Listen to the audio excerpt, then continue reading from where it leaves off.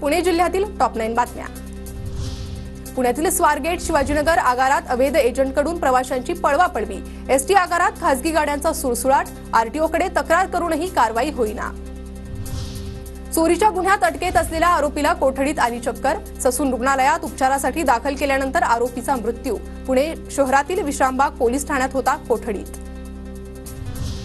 पुणे विभागातून कोल्हापूर सातारा मिरज दरम्यान 14 विशेष रेल्वे। अतिवृष्टी आणि त्यानंतर आलेल्या पुराच्या पार्श्वभूमीवर प्रवाशांची अतिरिक्त गर्दी लक्षात घेऊन एकूण 28 अनारक्षित विशेष सेवा। जुन्नर तालुक्यात गेल्या 2 महिन्यांपासून धुमाकूळ घालणारा बिबट्या अखेर जेरबंद। आणि पठार भागातील शिंदेवाडी येथे होता बिबट्याचा वावर। कल्याण नगर महामार्गावरील माळशेज घाटातील रस्त्याची दुरवस्था। खड्डे बुजवण्यासाठी माती मिश्रित मुरुम वापर। रस्त्यावर चिखल, प्रवाशांचे हाल। पुण्याच्या भोरमध्ये काँग्रेस पक्षाचा पदाधिकारी नियुक्ती समारंभ संपन्न। आमदार संग्राम थोपटे यांच्या हस्ते सर्व सेलच्या नवनियुक्त पदाधिकाऱ्यांना नियुक्तीपत्र वाटप। पुण्यातील खेड तालुक्यातील चिंचोशी कृषी विभागामार्फत शेतीशाळेचं आयोजन। सोयाबीन पिकावरील कीड रोग नियंत्रण आणि ऊस पिकावरील हुमणीचे रोगाचे नियंत्रणासाठी मार्गदर्शन। शेतकऱ्यांची मोठ्या संख्येने उपस्थिती।